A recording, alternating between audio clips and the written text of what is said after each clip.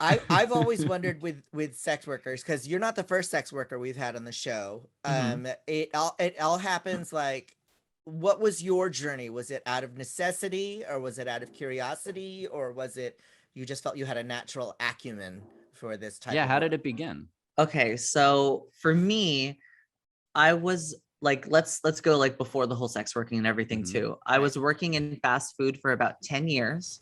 Oh gosh. And I at the same time for about 10 years I was with the same partner, monogamous partner, who was bisexual, leaning more towards straight.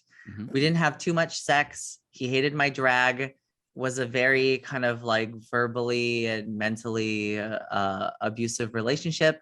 Oh, I went out with him. Oh yeah, exactly. Yeah. Yeah. I remember he has a thing for Filipino people. Yeah. So so after I got out of that relationship, I broke up with him and I quit my job and I wanted to do drag full time. Okay. So I left my job and I moved to San Francisco, because at the time and place it was like, oh, if I move to San Francisco, that's where all the drag is, that's where all the gay things are happening, that's where I can really get my life together. Where were you coming from? San Jose, which is like an hour away from San Francisco. So not that far physically, but emotionally, mentally, it was very, very far. Going to the bigger city, yes. So I started to pursue drag full time, and I didn't realize that in San Francisco they pay you like $30 a gig, and like $30 a gig with tips, and no one tips in San Francisco. So I mean, I love San Francisco, but we don't get paid diddly doo doo for any drag shows there. So it was hard to do drag full time. So one of my friends who was in sex work actually introduced me to the idea and the concept. And for me, I thought it was a great place to go from where I was. How was it introduced to you? Like, what was the way it was pitched? You're like, girl, I see that light bill and the past due notice. Are they saying like this is an easier way? Pretty much, yeah. I was telling them like how expensive it was to be in San Francisco. Like I couldn't afford any new wigs, new drag.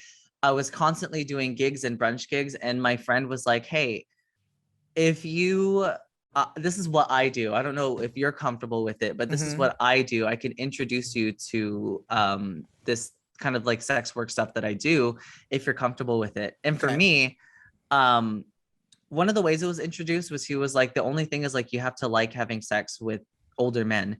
And for me, that's not a draw at all. Like I really don't discriminate against people, and I actually really do like having sex with older men for various different reasons. Okay, we'll get into that.